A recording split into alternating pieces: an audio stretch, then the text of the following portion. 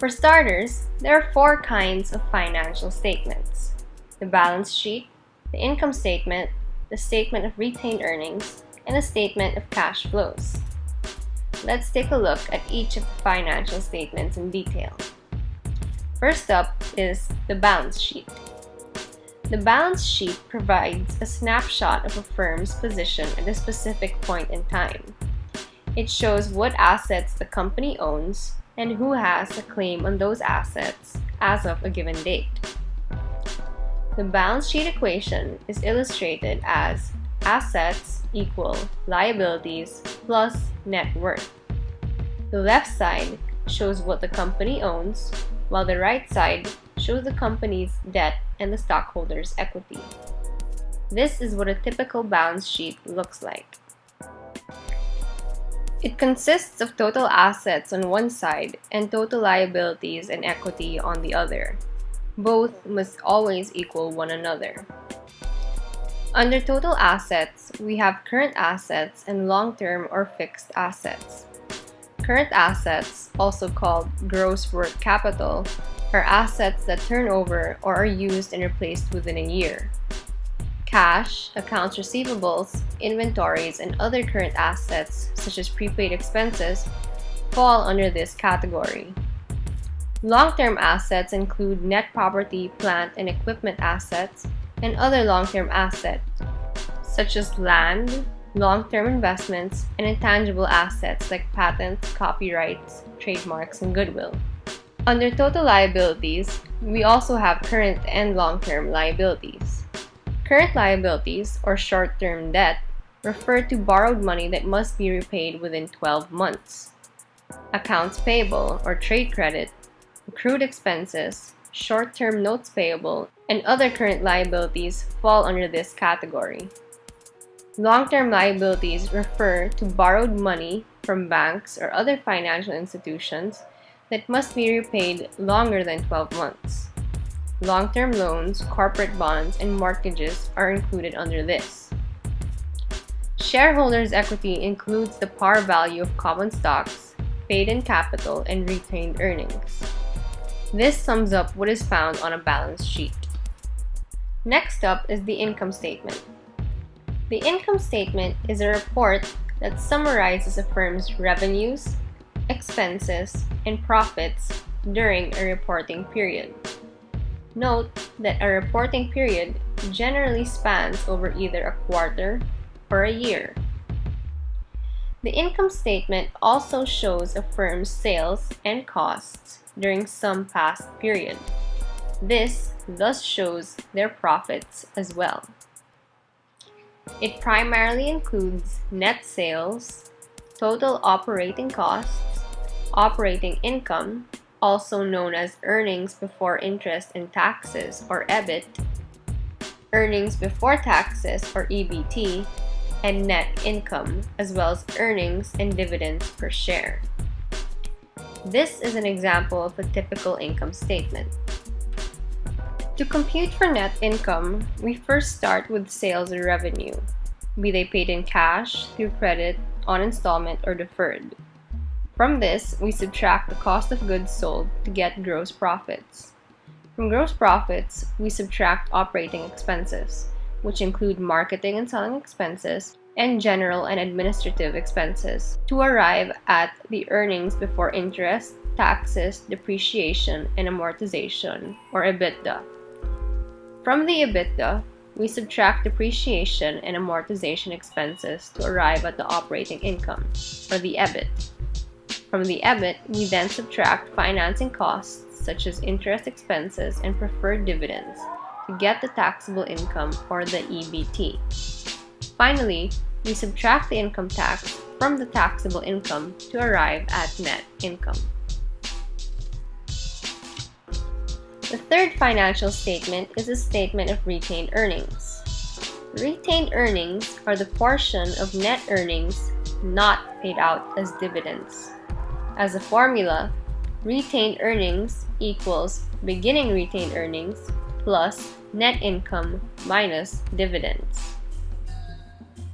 The statement of retained earnings outlines the changes in retained earnings for a given period. As seen in this statement of retained earnings, you will be able to find out the firm's retained earnings for both the beginning and the end of a period. Before discussing the last financial statement, let us first discuss net cash flows. The net cash flow is the cash receipts minus the cash flows over a given period of time. It is also arrived at by adding non-cash expenses, such as depreciation and amortization, to net income. It tells an investor how much cash a company is generating and spending. With that in mind, we can finally discuss the last financial statement, the statement of cash flows. The statement of cash flows summarizes a firm's cash receipts and cash payments. It shows the cash at the beginning and the cash at the end of the period. It also shows the cash inflows a company receives for its services and the cash outflows that pay for the three key activities, namely operating, investing, and financing. This is an example of a firm's statement of cash flows. For operating activities, starting with net income or beginning cash, we add back depreciation to get profits before depreciation, as this is a non-cash expense. From this, we subtract any increases in accounts receivables and add any decreases. Then, we subtract cash payments for inventory to arrive at operating cash flows. Moving on to the investment activities, from operating cash flows, we subtract any increases in gross fixed assets and add any decreases to arrive at investment cash flows. Finally, for financing activities, starting from investment cash flows, we add any availments of short and long-term loans while we subtract payments for them. These affect cash flows from borrowing money. Then, from this, we continue by subtracting payments of dividends and repurchases of existing equity stocks, while adding issuances of new stocks. These affect cash flows from equity money. Altogether, we arrive at financing cash flows and ending cash. Now let's move on to other important financial concepts, starting with a NOPAT. NOPAT is the profit a company would generate if it had no debt or interest payments and held only operating assets. It gives a better look into the company's operating efficiency. The equation for NOPAT is illustrated as such. NOPAT equals operating income, or EBIT, multiplied by the tax rate difference. Next on the list is the net working capital. To arrive at net working capital, you multiply current assets with the sum of payables and accruals. It represents the amount of money the firm must obtain from non-free sources to carry its current assets. The next concept is free cash flows. Free cash flows are modifications. They represent the amount of cash that could be withdrawn from a firm without harming its ability to operate and to produce future cash flows. The last two important concepts that will be discussed are market value added, or MVA, and economic value added, or EVA. Market value added is the difference between the company's market value and the invested capital. The higher the MVA, the better. A positive MVA indicates that a company has maximized the shareholders' wealth or has generated enough wealth for investors. On the other hand, a negative MVA indicates loss. Economic value added shows how much management has added to shareholders' wealth during the year. It is computed by multiplying EBIT with the corporate tax rate difference and subtracting the product of total investors' capital and after-tax cost of capital from that. So, what's the point of learning all of these concepts if we don't put them to use? Here's how we can apply them. As future stockholders, knowing and understanding the different kinds of financial statements is extremely important because these reports give an idea of the current financial state of the firm that they are involved in. These reports guide the financial decisions of buying or selling that one makes as a stockholder of the firm.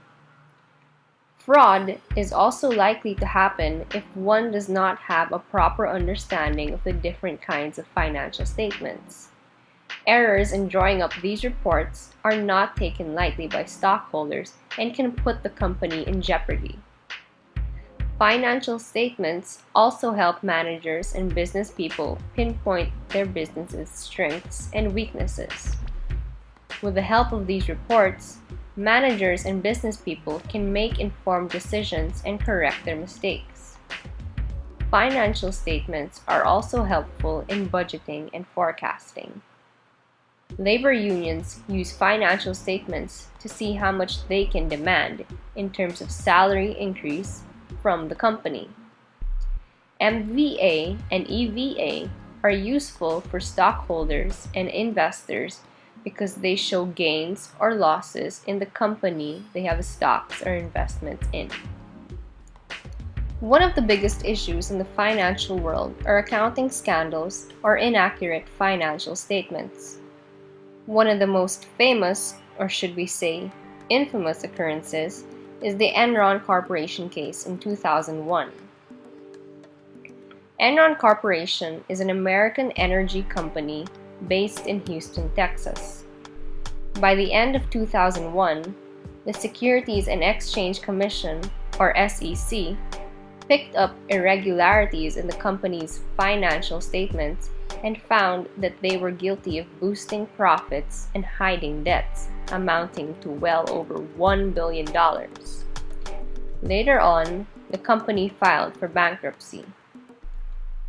Following that, the United States government passed the Sarbanes-Oxley Act, which ensures that the Chief Executive Officer and Chief Financial Officer always declare accurate financial statements. In 2011, the popular deal of the day website company Groupon also had its accounting scandal debut. Following their IPO in 2011, it was found that the company understated its losses by $22 million. After much criticism from the SEC, as well as its stockholders, they restated their financial reports. Also, Xerox, an American document management corporation, falsified its financial statements for 5 years. As a result, revenue was boosted by $6 billion and earnings were overstated by approximately $2 billion. The falsification of their financial statements caught up with them and they had to pay a $10 million fine. These examples show how something as small as doing a little magic on a few figures can still have a huge impact on a company. It not only reflects badly on the firm, but also causes them major costs. Keep all of these in mind because you never know when you'll need to use the knowledge on financial statements. Till next time!